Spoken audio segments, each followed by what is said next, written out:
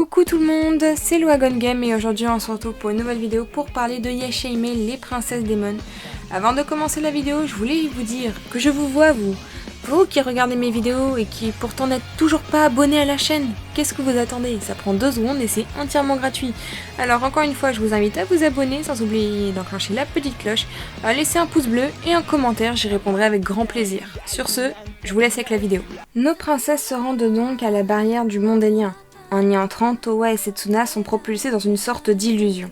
On comprend que c'est une sorte d'épreuve. L'illusion leur montre ce qu'elles veulent protéger le plus au monde, mais pour réussir à le protéger, elles devront abandonner quelque chose. Dans le cas de Towa, c'est sa famille adoptive dans le monde moderne. Mais même si elle les aime énormément, Towa éprouve un grand attachement, on l'a très bien compris, à l'époque féodale. Elle sait donc au plus profond d'elle-même qu'elle devra un jour abandonner le monde moderne. Pour Setsuna, c'est Rin. On s'en doutait déjà un peu. On savait que grâce au papillon des rêves, elle était plus ou moins liée à sa mère. De plus, contrairement à Towa, Setsuna est restée dans le Japon féodal. Par conséquent, elle a toujours plus ou moins senti la présence de sa mère à travers les rêves. Ou du moins, à travers les rêves que sa mère lui volait. Mais pour la sauver, Setsuna devra abandonner le seul lien qu'elle a toujours connu avec Rin, les rêves. Maintenant, parlons un peu de Mohora, car contrairement à ses cousines, Mohora ne s'est pas laissée emporter par le pouvoir de la barrière. Elle est d'ailleurs la première à faire la connaissance de Ryon, la fille de Kirin Maru. D'ailleurs, de vous à moi, j'ai adoré le petit clin d'œil avec les oreilles, vous savez, à l'époque quand Kagome voulait voir si les oreilles d'Inuyasha étaient des vraies, j'ai adoré voir Mohora faire la même chose avec Ryon, ou du moins essayer. Ça m'a fait grandement plaisir, ça m'a réchauffé mon petit cœur de fan, ça m'a rappelé des souvenirs, j'ai adoré. Mais bon, donc du coup revenons à Ryon qui explique à Mohora que c'est grâce à ses pouvoirs de prêtresse qu'elle n'a pas été prise par la barrière. Donc comme je le pensais, je pense que Mohora pourra peut-être développer ses pouvoirs spirituels dans cette saison 2. D'ailleurs, avant de pénétrer la barrière, Mohora avait dit ressentir une énergie spirituelle venant du cœur de la montagne. C'est d'ailleurs en suivant cette énergie qu'elle arrive jusqu'à Ryon. Mais là-dessus, je reviendrai sur Ryon dans une autre vidéo en parlant de la comète, etc. J'ai prévu une vidéo là-dessus. Ryon prévient donc Mohora que ses cousines sont en danger. Mohora veut absolument les sauver. Ryon explique donc que pour les atteindre, elle devra traverser un monde se trouvant entre le monde des vivants et le monde des morts. Vous savez très bien de quoi je parle, pas vrai? Mohora est donc propulsée à travers la tombe de son grand-père. Et oui, c'est là que se trouvent Inuyasha et Kagome. Ils voient donc Mohora les survoler et ils devinent donc que c'est leur petite fille qui a bien grandi. Parlant de cette scène, je suis un peu mitigée. Je suis très contente que Mohora ait pu apercevoir ses parents. On attendait que ça, qu'elle comprenne que ses parents étaient bel et bien vivants et quelque part. Mais bon, du coup, on ne savait pas trop ce qu'elle savait ou pas sur ses parents. Mais surtout, quand même, j'étais un peu déçue finalement qu'on n'ait pas eu la scène entre son oncle et elle, où il parle un peu de ses parents, de leur passé avec Towa ou même avec Setsuna. C'est un peu dommage, je trouve, que finalement on n'ait pas eu cette scène. Mais bon, passons. Je pense malgré tout que Inuyasha et Kagome ne reviendront pas tout de suite.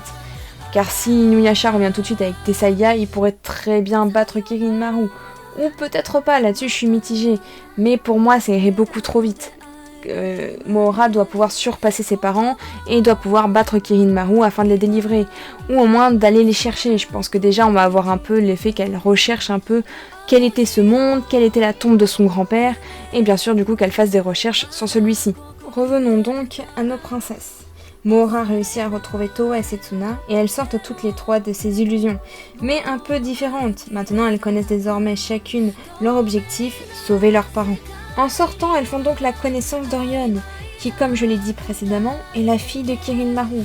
Mais plus important encore, Ryon est morte il y a 600 ans de cela, alors qu'elle faisait le tour du monde avec son père. Pour ne pas la laisser mourir, il l'a donc scellée, mais en plus il lui a confié la fameuse racine que recherchent nos princesses. Mais avant de continuer, je vais vous donner mes théories sur la mort d'Ryon. La première, c'est qu'elle aurait été tuée par des humains, ce qui expliquerait la haine que leur porte aujourd'hui Kirin Maru. Mais de plus, Ryon a assisté au combat où Kirin Maru a été battu par le général Chien. J'avoue que je suis un peu mitigée sur ce sujet. Je sais pas trop si c'est quand leur amitié a pris fin, ou quand ils se sont rencontrés et une rivalité serait née entre eux. Mais le général Chien dit à Kirin Maru de ne pas emmener un enfant sur un champ de bataille. Un champ de bataille. Kirin Maru aurait-il peut-être essayé de s'approprier les terres du général Chien? C'est d'ailleurs après cela que Kirin Maru crée Riku. et demande à celui-ci de faire disparaître son bras. Riku fait disparaître donc le bras de Kirin Maru. D'ailleurs, il faudra m'expliquer comment ça se fait que son bras est repoussé comme ça. Sa corne, à la rigueur, je peux comprendre, mais son bras, je suis désolée, je trouve ça bizarre. Et Riku a eu la bonne idée de jeter le bras de Kirin Maru dans le puits mangeur d'os, le fameux puits où Kagome pouvait venir du futur au Japon féodal.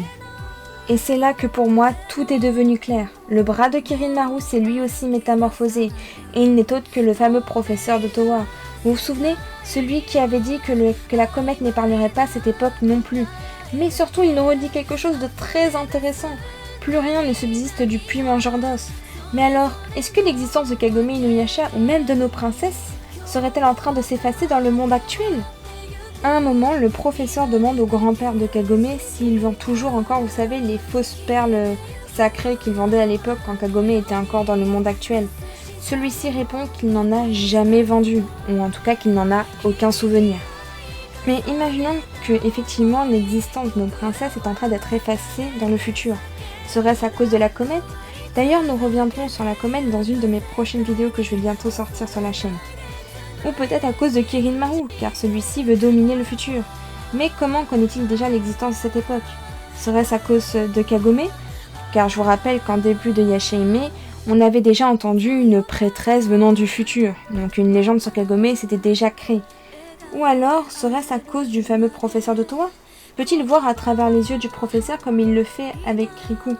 Et pourquoi voudrait-il dominer le futur? Est-ce une question de pouvoir? Ou pour déjouer la prophétie de la Shikon no Tama? Mais pour l'atteindre, il aura besoin de la roue du temps. Et pour l'enclencher, il aura besoin de l'esprit d'Akaru, celui dont il a demandé à Sesshomaru de l'attraper. Mais je me pose une question. Si Kirin Maru meurt, Riku et le professeur aussi? Enfin bref, revenons à nos princesses. Elles réussiront à délivrer Rion de son père, et Towa récupère Sanzeken. Je suis désolée d'ailleurs si je prononce mal, je m'excuse encore. Qui est autre que l'épée jumelle de Kirin Maru, Bakusenken. Je m'excuse encore pour la prononciation, vous savez très bien que je suis nulle là-dessus. Vous m'excuserez. L'épée de Towa peut apparemment absorber n'importe quelle énergie démoniaque, donc ça lui sera très utile face à Kirin Maru. À la fin du dernier épisode, en terminant l'épisode, nous voyons la montagne où dormait Rion. Elle me fait beaucoup penser à Kirin Maru, ou peut-être serait-ce la mère de Rion? D'ailleurs, en parlant de la mère d'Orion, je vous inviterai bien sûr encore une fois à voir ma prochaine vidéo que je vais sortir sur la comète, car ça va être énorme. J'ai élaboré une théorie, vous êtes pas prêts. Et voilà, c'est déjà la fin de cette vidéo, j'espère qu'elle vous aura plu.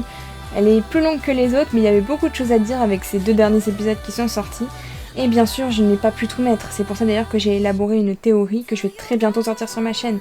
Si vous êtes intéressé pour la voir, je vous invite à vous abonner sans oublier d'enclencher la petite cloche pour être prévenu de mes prochaines sorties de vidéos, à laisser un pouce bleu et un commentaire, ça me ferait très plaisir d'y répondre.